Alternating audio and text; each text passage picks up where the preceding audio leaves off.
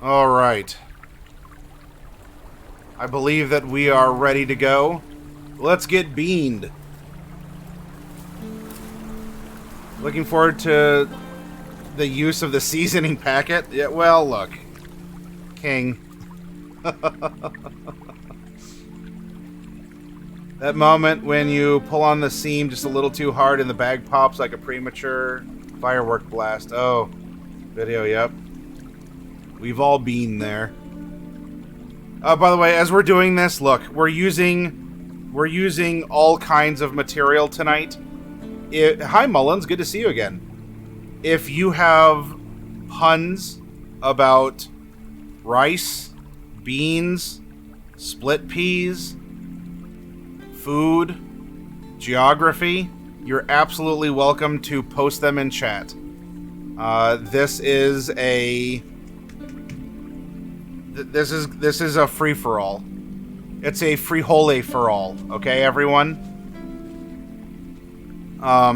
Because we're going to have a lot of fun. You may remember that at the beginning of the week, we talked about storytelling in general.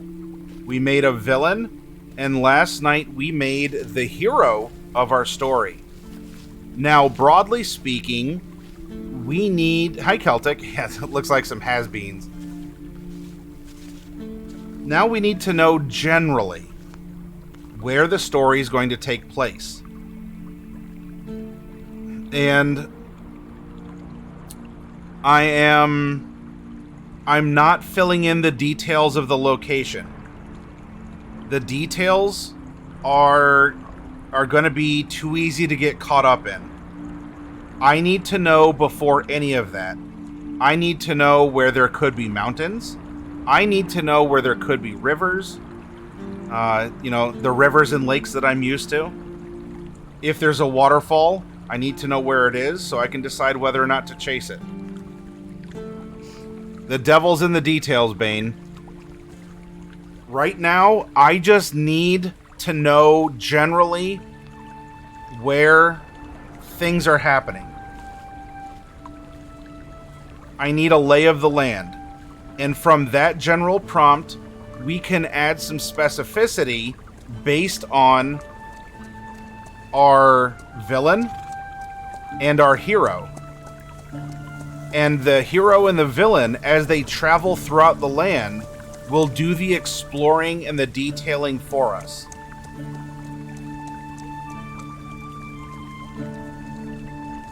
And how am I going to do this? Well, you know what? I'm live at the store. I have beans. I have paper. Bean paper. And by that, I mean we're going to make a map.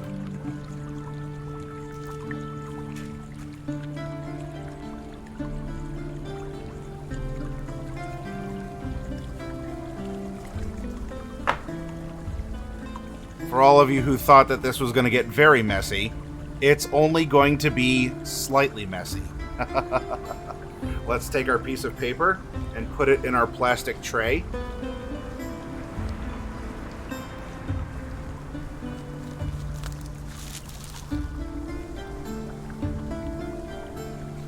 Craigar, yes you did.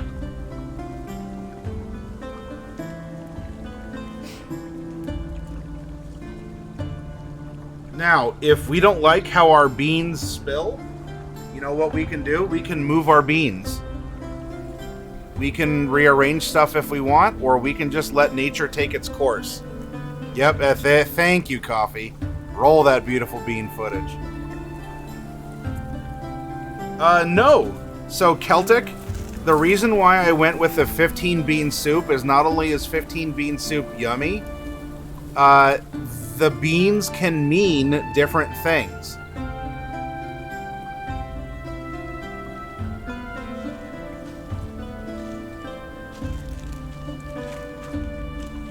I find that it is liberating for me to think creatively if I just let things happen. I will read the tea leaves, I will read the entrails, I will be a Haruspex and make sense of things that happen randomly.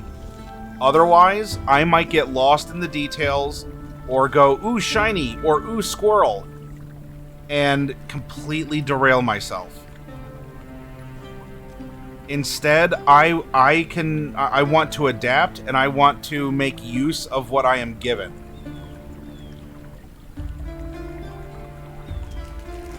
Oh, video, I mean, look, with these, this is a source of natural gas.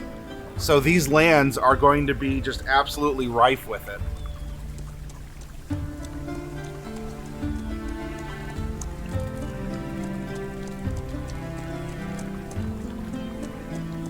There could be a swamp. Now, there is going to be some sense that we are going to employ with our geography and our geology. And we are going to introduce a little dash of Geography and Geology 101 as a part of things here.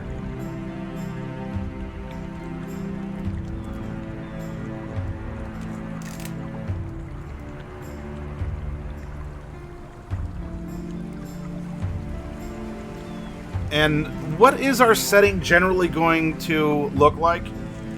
We're going to let the beans, and we can even let the rice decide as well. And we can do it in 2 separate exercises and in 2 different ways, because I want you to both have fun and realize what you're doing. If we want natural forces to be existent in our story, let's rely on natural forces to help us tell our story.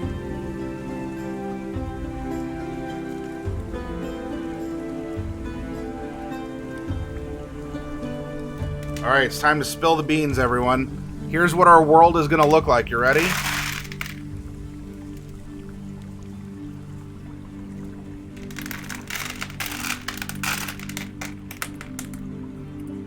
Maybe not the world, but this is what our adventuring area is going to look like.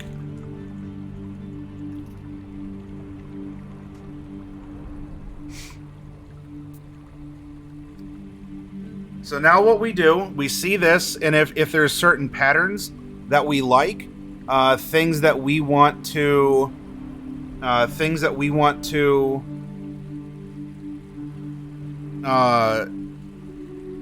we can modify. So for example, maybe we want this to be an archipelago. Let's do this. All right, we'll shore this up a little bit.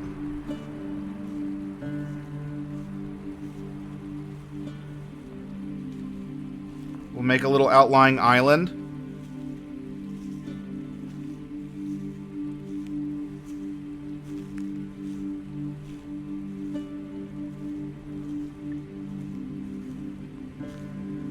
Maybe we'll move this up to be more of a peninsula here. Ooh, I kind of like how that's splayed out over here.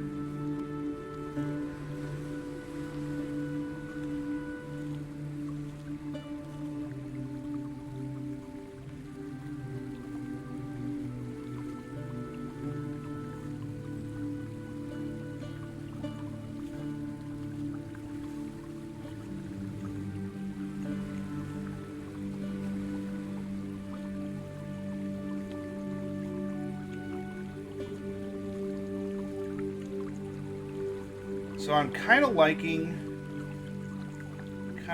this here. Let's go.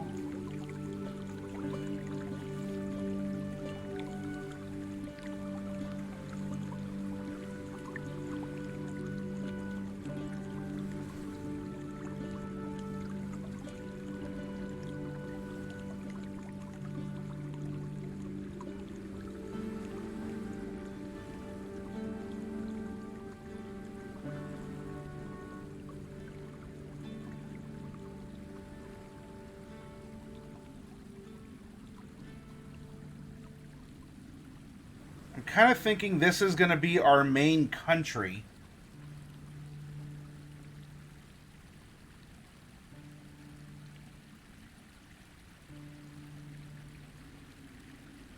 I really like how this almost looks like a little talon over here.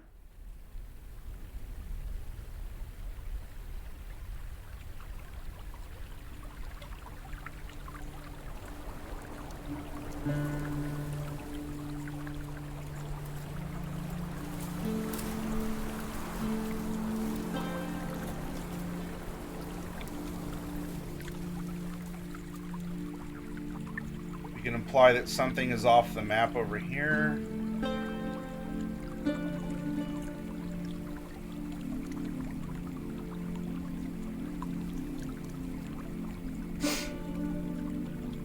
No country for old beans. So now, here is a very generic map of maybe the country, just the starting country. Although, you know what? Oh, I forgot to look at where the beans fell. It's okay. We can always cast the beans again, like back in here, and see what patterns are here. Now, if we want to establish something a little bit... Well, I mean, Bane, a lot of things look like a squished frog.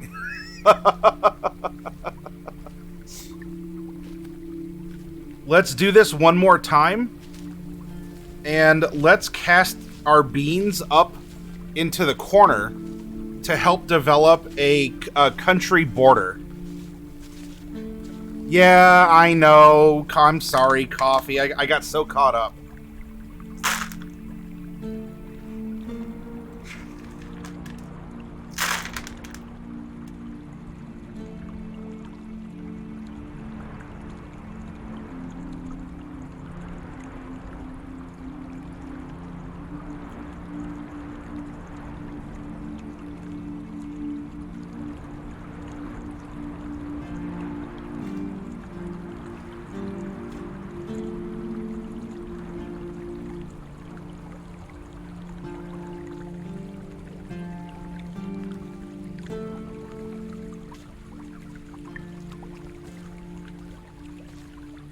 You know, for some reason on the map, there's a carve-out here.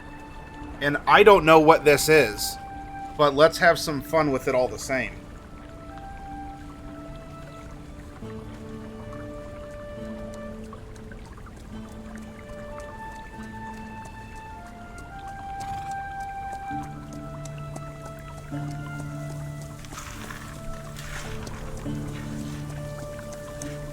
Right? If so...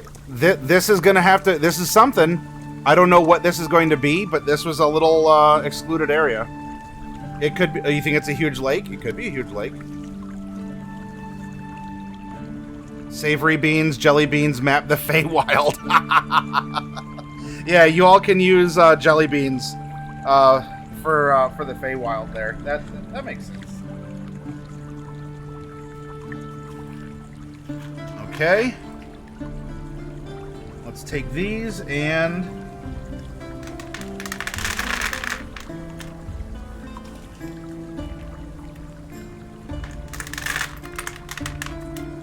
a couple tried to escape.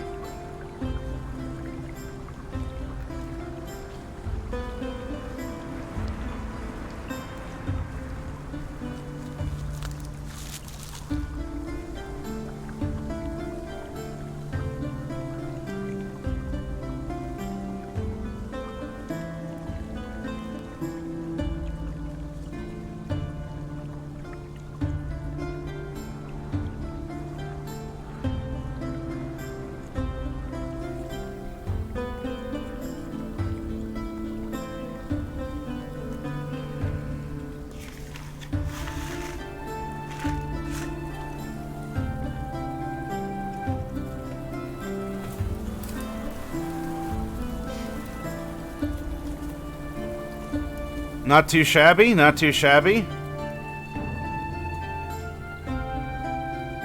Now, as you can imagine, you can do the same thing with rice, if you'd like.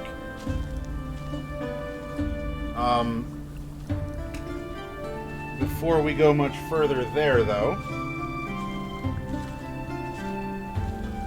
Now, of course, being dry goods, these are okay. I will, these are going to get boiled.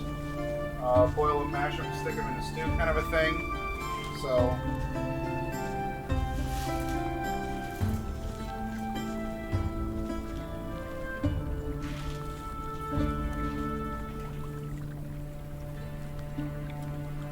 we will clean out our containment tray. It's bean time for bed. I'm going to head out, join the Discord, and we'll be back. Thank you for streaming. thank you for being here, King, and I appreciate you hanging out. And welcome back, and also have a good night to you.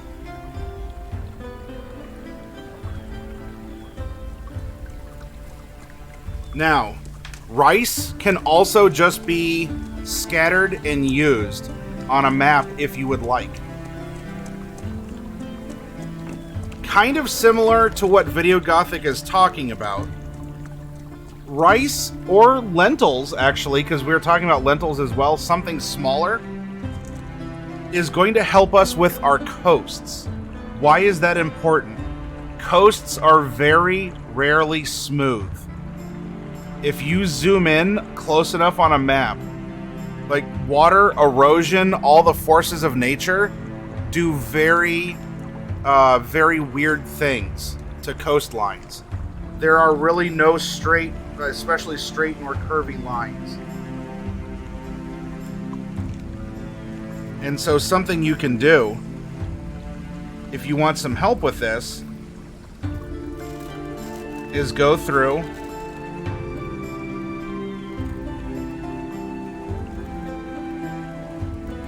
if you want some little points and details.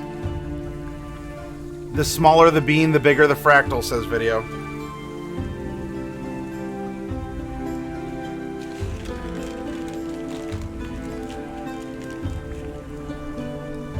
Alright, so here I'm just concerned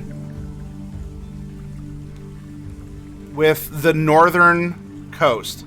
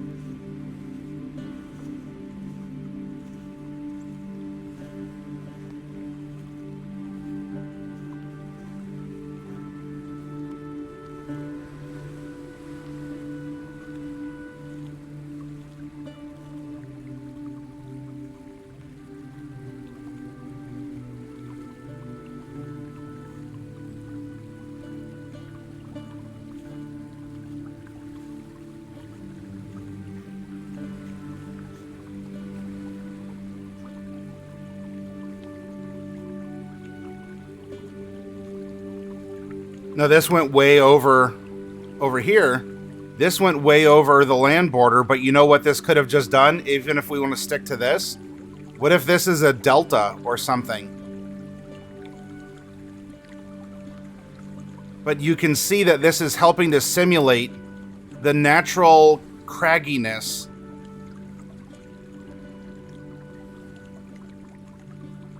of a coastline. More than just what the more round and broad beans have given us. Hi, Ghost Swarm. Good to see you.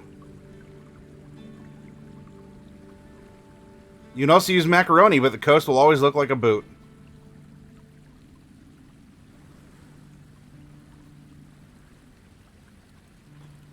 So we can take this, and once more, we can scatter it around, and then we can trace around the ends and the long parts and everything here in order to try and continue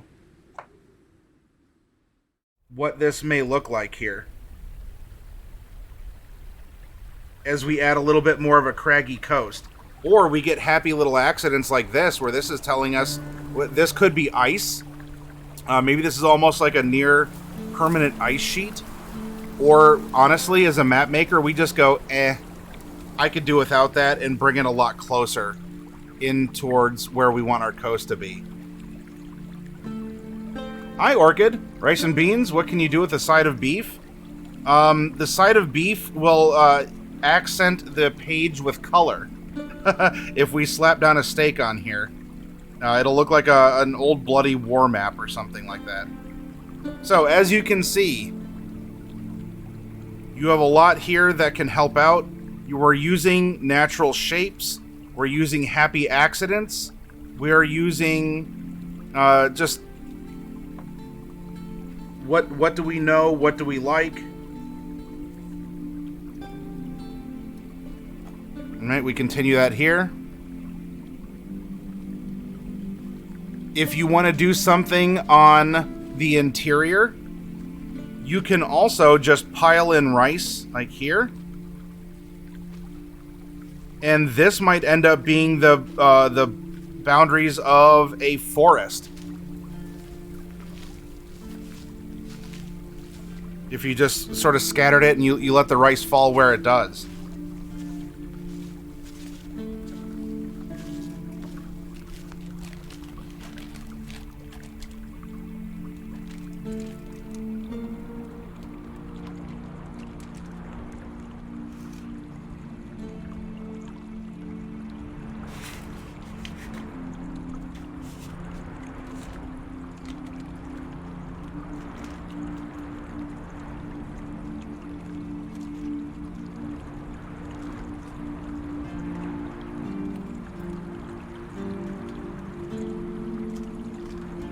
So this part doesn't necessarily take a ton of time to do because you're having fun, you're scattering beans, you're scattering rice, or you're zattering, you're zattering beans and rice.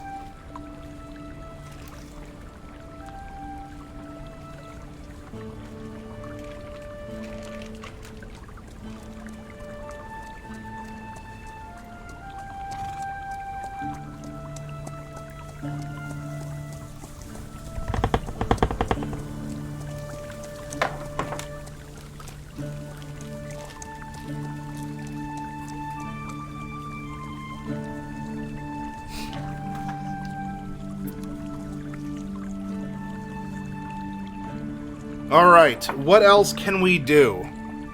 We are making some randomized... We're making some randomized geographical features.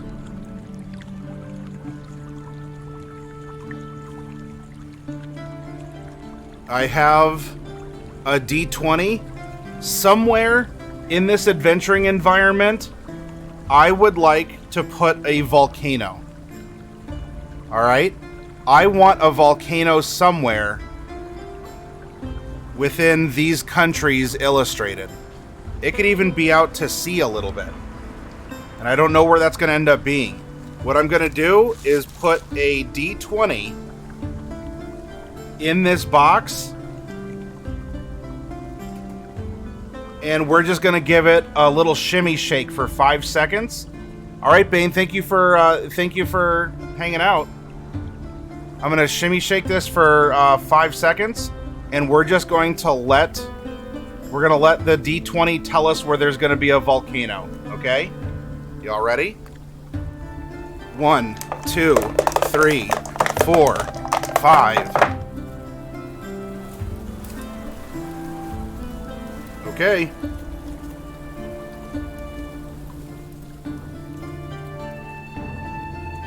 So there is a volcano right here.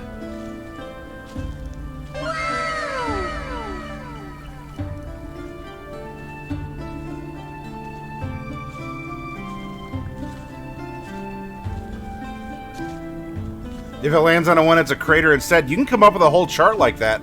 Also, Innocentric coming in strong with the raid. Thank you very much. Welcome to welcome to the Hero Zone. Y'all are in a friendly local game store.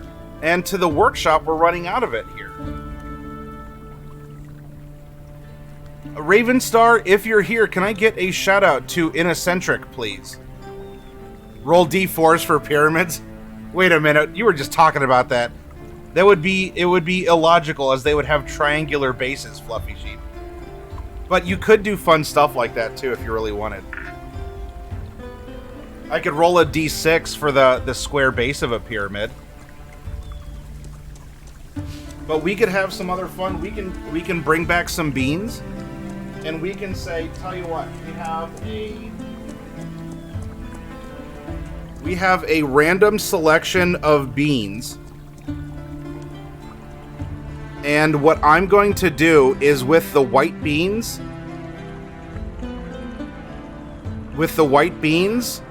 I am going to connect them in a line, and that is going to be a mountain range of some variety. Now, this is completely randomized. If you want to take it on a more naturalist approach, then you absolutely can do that. We can talk about plate tectonics if you want to talk plate tectonics. But right now, we're going to let the beans roll where they will, and then we can apply tectonics after the fact. Right now, I don't want to learn about tectonics. I don't care. I want to roll beans on a piece of paper. So here we go.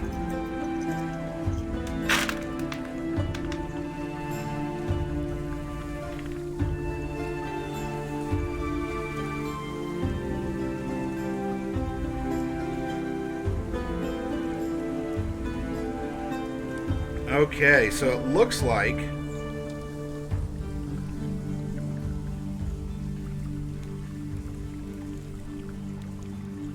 we have a... Whoop. Hey, Obsidian! Hello! Carrot.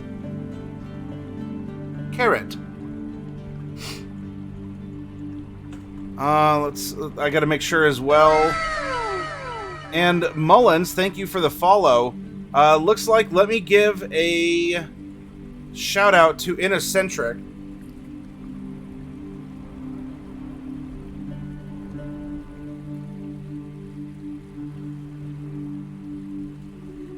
I'm sorry, it's Innocent Eric. Innocent Eric. Innocentric.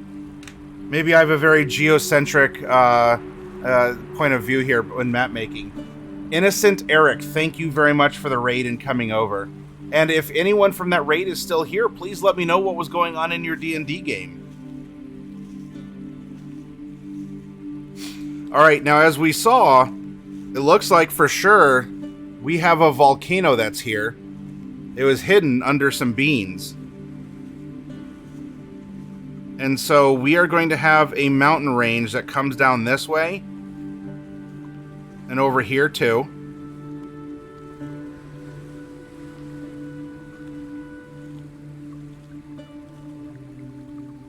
We have a very large mountain range.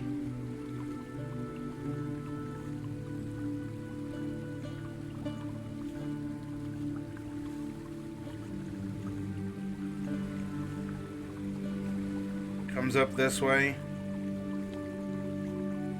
And even goes out to the coast.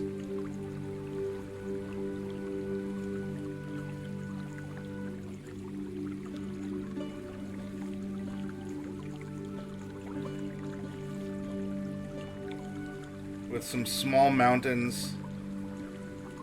Or maybe just some hilly areas.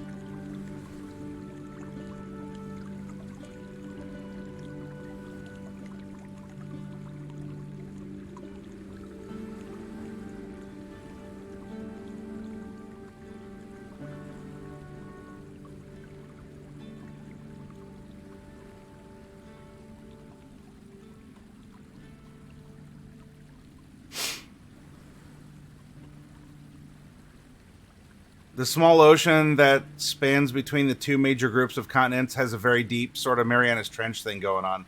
Oh, for plate tectonics in the world, yes. Kragar says, my wife just reminded me tomorrow everyone else changes times. So glad to be back in Arizona where we don't do that goofiness.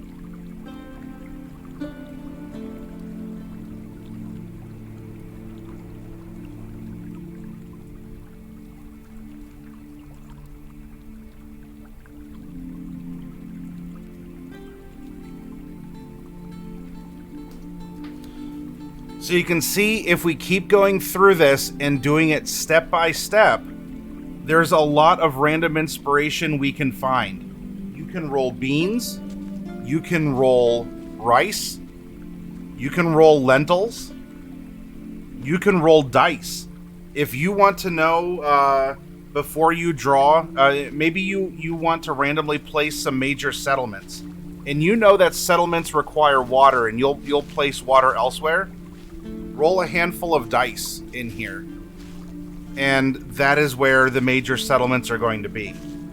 I'm not going to worry about that aspect too much with this exercise, but here we have some ideas for where the mountains can be in this setup, in this world, in a world.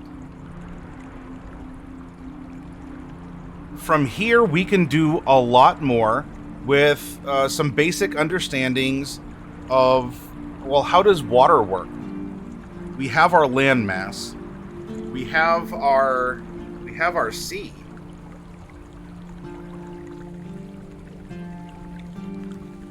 Where does the water run? Water, like electricity.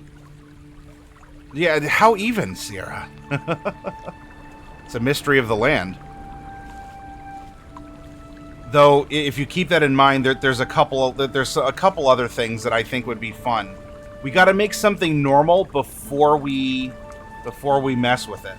So you're actually one step ahead, Sierra. Water, like electricity, follows the path of least resistance. It will always, unless something magical happens, it will always flow downhill. It will keep to the lowest elevation. It will pool. It will, unless something forces it to move. That's why when we apply a wash to our minis, it's a darker color that flows into the recesses of the mini, because that is where we find shadow. I mean, we see shadow here in the recesses of this mini. And that's why when we dry brush, it scrapes against the very top, the very edge of the mini, because you can see that's where the very white bright light is hitting, is the apex of this tree root here. The light is hitting the tall portion of the hat. The raised portions. If we take a look at the skirt, right? The dark water of a wash will flow. Well, unless there's magic shenanigans, your rivers are going to flow to the low areas and will flow out to sea, which is the lowest area, hence sea level. So common for people to make rivers that flow from one ocean to another. That's true. Because in that case, it's a canal or it's just a really long sea. Good old Constable dry brush. Mullins, there are minis that are 3D printed after some mascots of the channel. The prize goblins that were handed out as prizes earlier tonight. She is a mascot of the channel.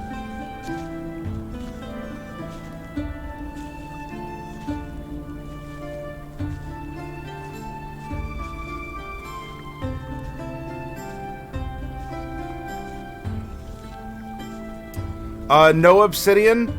I need to hit the restock point. Heal over time. Hello. It's funny to think that painting minis is making fake lighting, but it makes sense. Because you can just paint a mini to be, I wear something green, and it'll always be light green where the light hits, and it'll be dark green where it doesn't. And that's true. You can keep it there. But to miniature painting, there is a little bit more of maybe a forced perspective, or especially dramatic lighting where you are going out of your way for highlights and shadows. Because the scale of the miniature is smaller, it will make elements of that mini pop out more.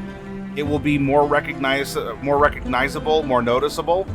or you can do a technique called OSL, or Object Source Lighting. And Object Source Lighting is, let's say that she had glowing mushrooms on her staff. We would force a highlighted color on the raised surfaces of this side of the Mini to artificially showcase illumination coming from the same colored bright mushrooms here. Or let's say that her hat, the little filaments of her hat, were glowing.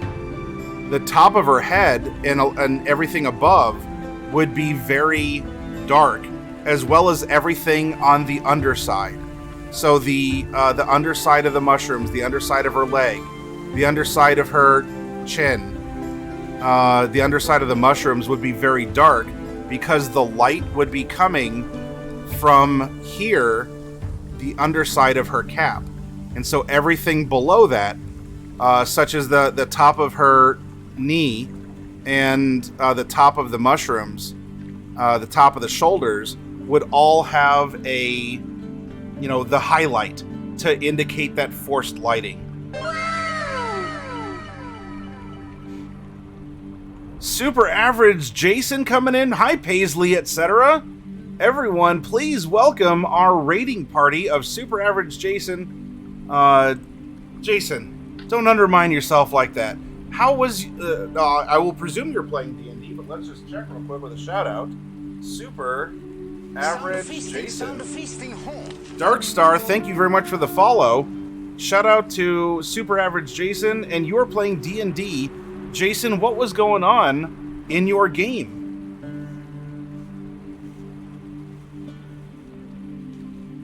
Sound of feasting home. Super Average and Darkstar, thank you both for the follow. You hate Jason, Darkstar? King Marlexia also hates Jason? Why? He is self-proclaimed to be Super Average. Or do you hate him because he's undermining his creativity and calling himself Super Average?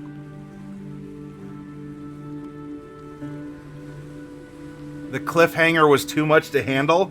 Ooh, yeah, but it makes you want to come back for more. Also, everyone, please, you are welcome here at the Hero Zone. We are inside a friendly local game store, brick and mortar, ma and pa, small business, the whole deal.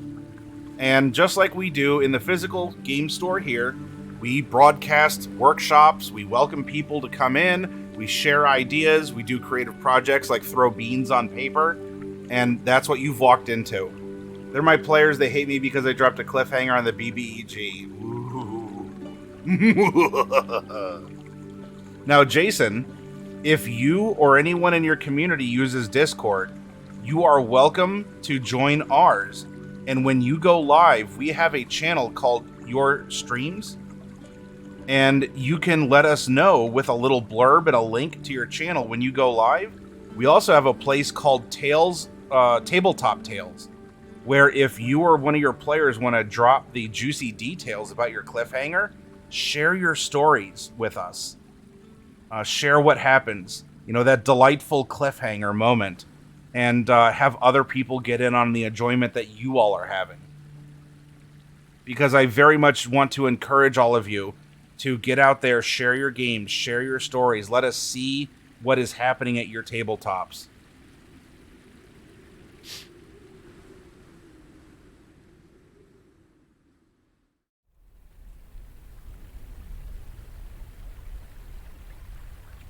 Miller, you never thought about which way regarding the explanation. Craigar, yeah, the top of the knee and the mushrooms. I'm glad you were following along. Nice, just followed. We're running the Essentials kit, and they just got... Oh, yes! Good. Good.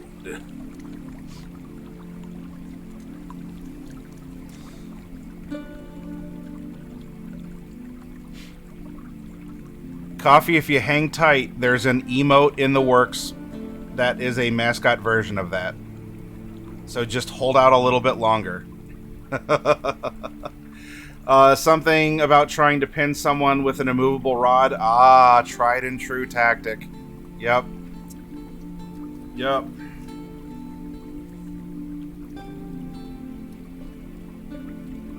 Oh, for the painting with a light source. Yes, OSL, object source lighting. You can also have fun with optical illusions with NMMs, non-metallic metals. And that's where people use non-metallic paints to simulate silver, gold, copper, etc. Because of the way that the colors are painted. It forces a shine and a perspective on the piece that recreates the illusion of metal. So you have OSL for object source lighting and NMMs for non-metallic metals. Darkstar, we are in Sandusky, Ohio, or as a lot of people know it, Cedar Point. However, Cedar Point's closed for the season, so I don't know. The city of Sandusky just sinks into Lake Erie, never to be seen until springtime comes around again. Everyone just forgets about us.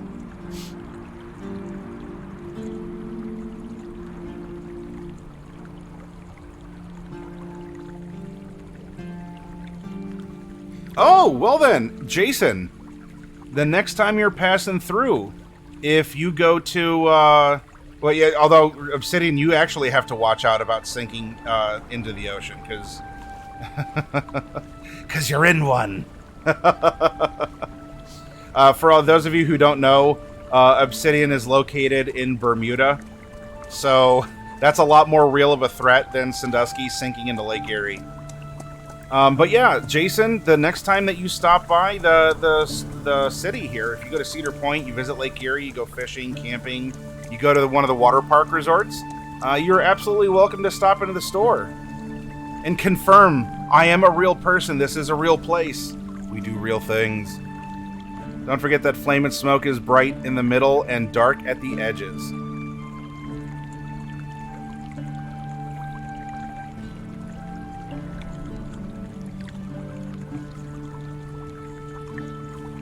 No, Jason!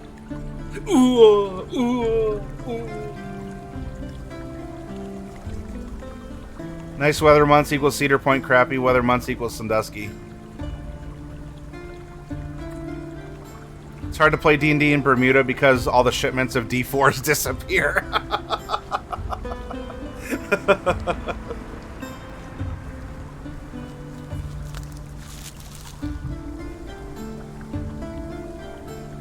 Yeah, you got it. There we go. Derek went, oh, whoa, what's this? There you go. Hey, Obsidian, Fluffy Sheep. Fluffy Sheep just had a brilliant idea. Bermuda branded D4s.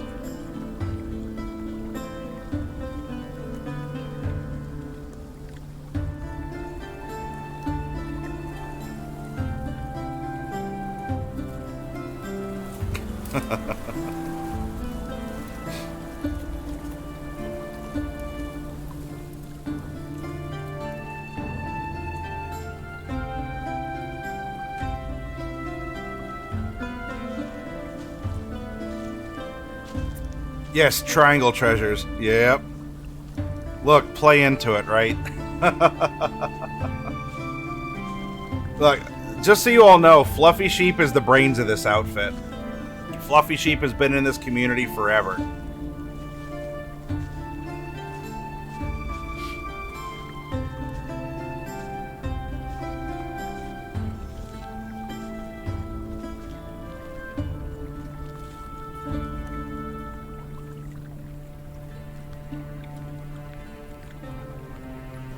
Let's see. I will be doing some work with D3 at sea. Nothing to reveal yet, but involved with them now. And I hope that this will end up being a beneficent, I'd say Beneful, but I think that's a pet food company. A good experience for you, Obsidian. Yep, gaming is a cruise. Cha Sensha? Or is that just short for charisma? Good to see this place has only changed in name only. Oh, from when it was just little old Matty Morgs. In that case, it is like we keep the spirit, we keep the energy. However, who we are and what we do has outgrown little old me.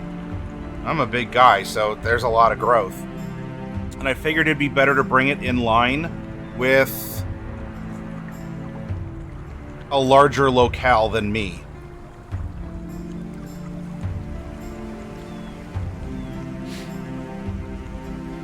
And hello, Big Tiger Man. Well, as the news rolls out, Obsidian, keep us informed with anything that won't violate an NDA or whatever you may have signed or that you're obligated to. The name may change, but the integrity and quality only grows around here. Ah, shucks. What was I talking about? Oh, yes, we're talking about islands sinking into the sea. Actually, I mean, if we want to talk about volcanoes in Bermuda, we actually did a fantasy Bermuda workshop where we made totally not Bermuda in a fantasy setting. Obsidian was on hand, calling in as a local, live from Bermuda, giving us tips and tricks and features, things to consider from real life Bermuda, which translated pretty well into the fantasy version. So, the other quick notes that I want to bring up when doing map making like this. Water flows to sea or flows to the lowest location, even if that's a lake. Okay? A river will not flow from here to here because that's just a trench, a canal, or this is an island, and that would be like an English channel or an extension of the sea. Usually, as well, if we're talking water is where you're going to find settlements and civilization first, because it so happens to be important for a lot of things. Rivers tend to merge and not split. Tend. And this, we're talking about, magic and, magic and mystery, part of their history, along with the secret of gummy berry juice. So you can have split rivers, though rivers tend to merge more than they split. And if they split, it's usually when they flatten out and go out to sea or into a lake, because the low, wide ground allows the water to spread out, and then it becomes a delta, or depending, there's some other things. If it flows through mountain passes, it becomes an alluvial fan, kind of because it looks like a fan when it's all spread out. It doesn't really split, but it sort of flattens and fans out in that regard. So it could be something that's alluvial. It could be a delta.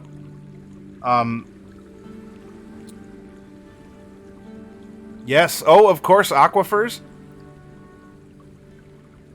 Tiger Man says, sad. Campaign I'm in as a player is coming to an end. One more session, final battle.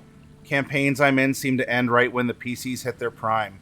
Well, how long have you been playing then, Tiger Man? And hopefully it's at least, it might be bittersweet, but it'll leave you with good memories. What if you had a mountain between there and it split underneath nearby? Well, so a lot of things could theoretically split a river.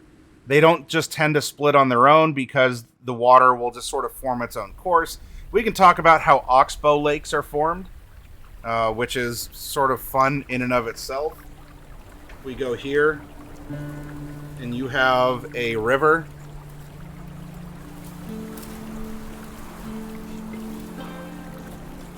And a rock falls in the river right here. Then, actually, for this example, I should flip this over then. The water will start, that was flowing pretty well just left to right, will start flowing up more because the rock is diverting it. And so then the water starts flowing like this around the rock. But as the water is flowing around the curve, it's hitting this curve and flowing harder here. And then you get a river that's almost doing this. And then there's a point where the force of the river is so strong, it actually sort of jumps the bank at which it's continually eroding here and eroding here because of the way that the water is flowing, that the river will straighten out again. And then this will just dry up into a little oxbow lake where the river used to be, but now this part is land. And then here's the river going left to right again. So, think about how your water is flowing and what it's eroding. When you're map making, you are playing nature or God or an element or a primal being, a titan, right?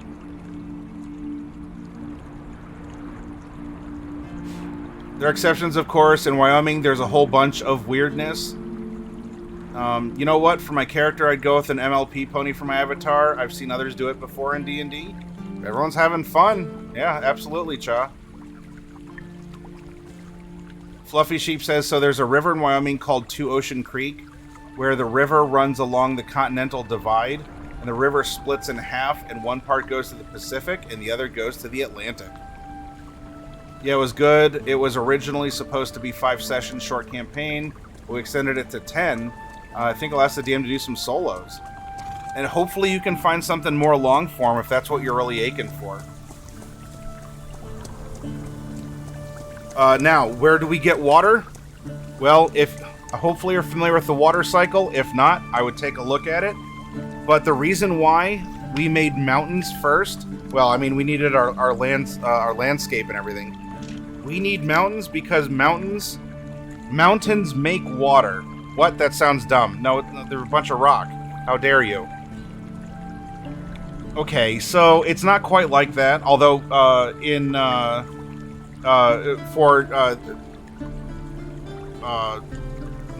the Oriental concept of the elements, where metal is considered an element, the concept is metal produces water because the people saw that in the morning dew would have formed on shovels and other farm equipment, etc.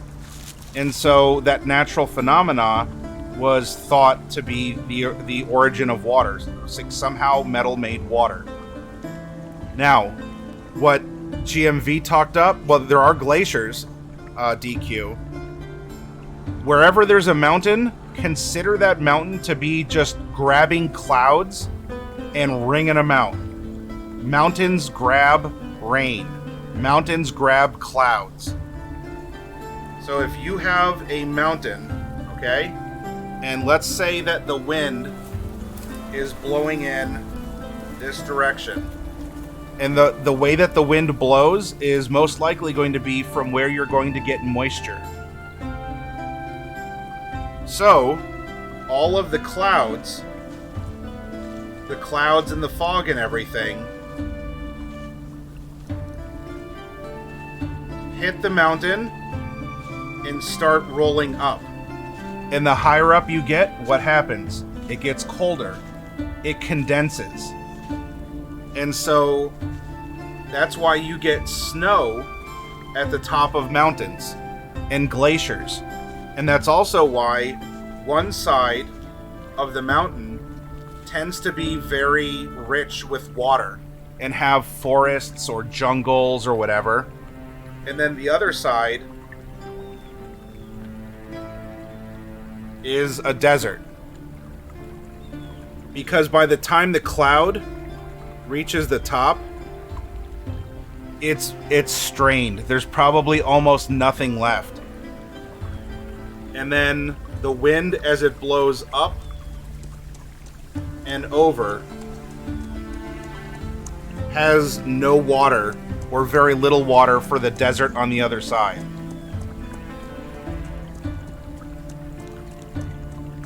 And of course, the water that comes down from the glaciers into the lakes or forms rivers, in a sense, the metal or the stone create the water, That's not necessarily a wrong sentiment. The water is just condensed by the mountains and then flows back down, and the cycle continues. When you're map making and you've cast your beans, you've thrown your rice, if we take a look at this mountain range that exists here, this might even exist all the way, out to sea here. It could even be a part of something that happened. We need to think about which way the wind blows. And yeah, Coriolis, yep, exactly. Now, if you use the Earth as a model, you will see that the wind blows in different directions depending on the northern or southern hemisphere, and even whether you are in a closer to polar temperate zone, or like Arctic temperate zone, or you're in a more equatorial. Because wind is created when cold air loves warm air, they get together and they have wind. Now, I'm sorry, hopefully this isn't overstepping some bounds, but we need to have the talk about where wind comes from, okay? I'm going to use scientific terms. Hey, no laughing in the back. I saw that. No laughing during wind ed, okay?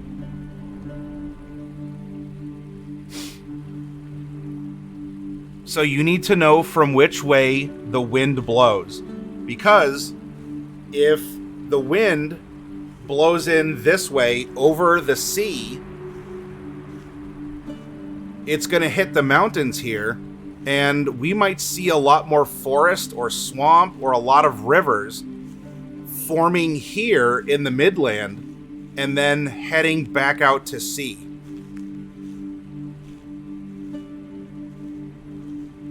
If the wind is blowing in this way, this will actually create a very interesting effect if we have two bands of mountains.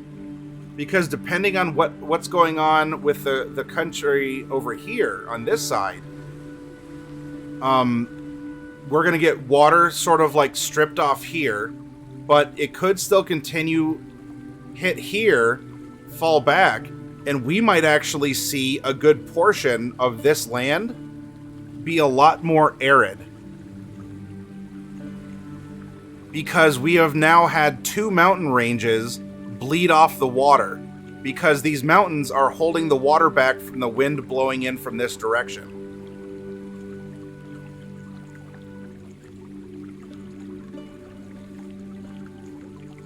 And so this might be arid and plains, and then this might actually just be more desert out to sea. You see, not exactly a double mountain, but this direction you see in South America with the Andes Mountains.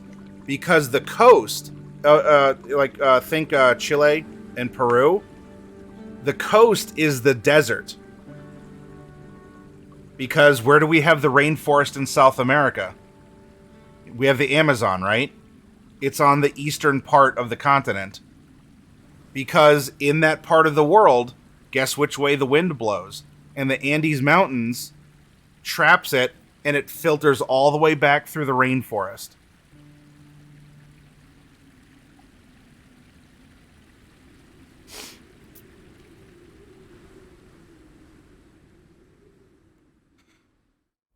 All right, so in Oregon and Washington, Miller, with how the wind blows, you'll notice that the western part of the states gets the fog and all the rain, right? Haha, Seattle has all that rain, nanner nanner boo boo, right? It always rains in Seattle. And then what happens in the eastern part of the state going out towards Colorado, toward Idaho? You get more arid land, more desert land. Zrock, Ontario, well, probably more of a desert than a dessert. Although I'm sure in Ontario would be a tasty dessert. If you look at the plains in Canada, yeah, it's baked Alaska. Love all my Canadian viewers out there. But like you'll see in the middle of Canada, where it's plain states, just like we have in the U.S. Talk to I don't know if Macabre Derek. Derek, are you still in chat?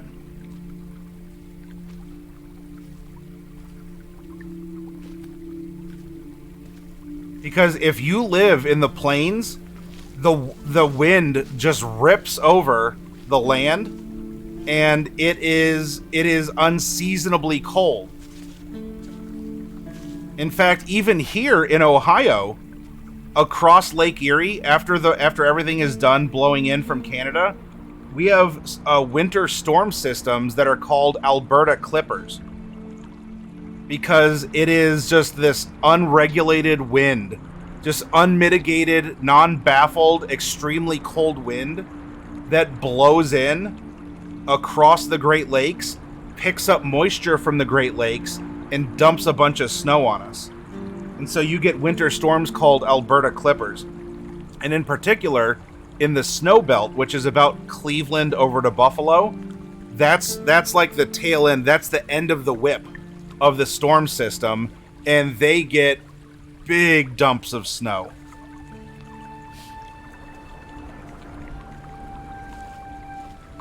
So these are things to think about.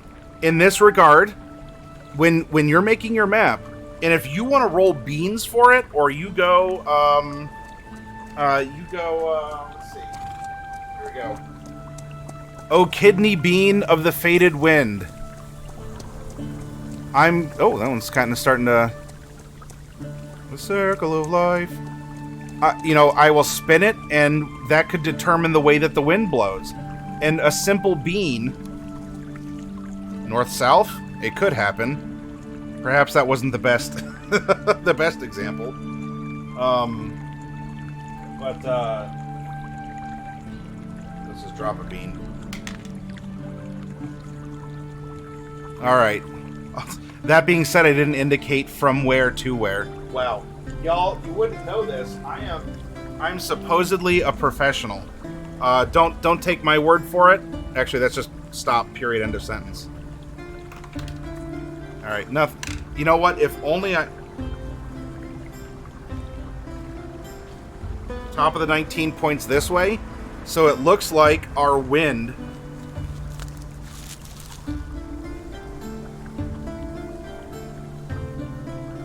Our wind is blowing in this direction. Now that we have our land masses, we have our cloud-trapping, water-producing mountains and hills, and we know where the moisture is coming from to blow over, we can make a lot of other decisions about the placement of our rivers. An indication of a lake is an especially low-lying area. Could be a crater, a former volcano or something. It could be a lot of different things. But we have a lot of indicators that we can just continue now, that we know the moist air of the sea blows in this way, and we're going to be having a lot of water flow back over the lands this way, as the mountains will just stop the clouds and the precipitation, and everything returns back this way. Let's see. So we talked about the importance of land and mountains. We've talked about how water works. That's very important for map making. We talked about just finding inspiration for getting, your coastlines or your general shapes of things. Many times as well, we had this as this is kind of a weird squiggly border. A lot of borders are simply, hey, my country and your country, let's split this river.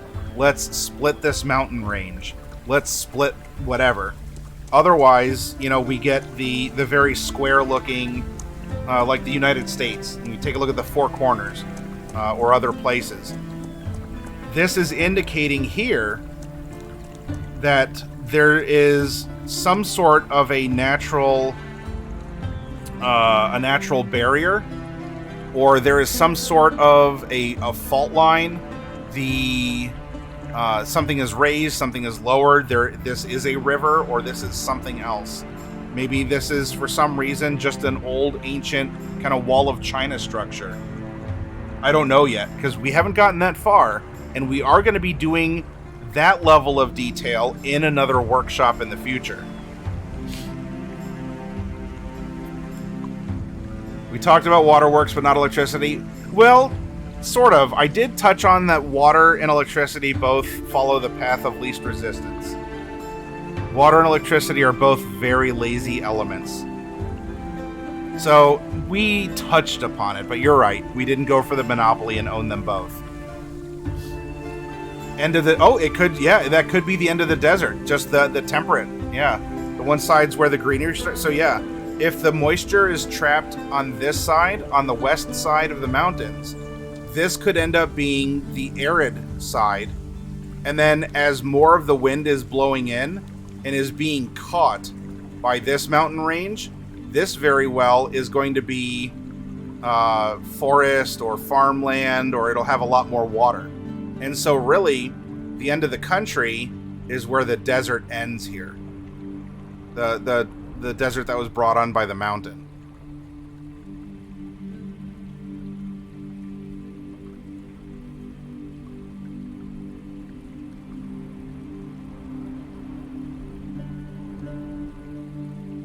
So do you see, by just casting some beans into a tray with a piece of paper, how we are able to, and with a basic understanding of how things flow and work, we are doing a tremendous amount of world building together.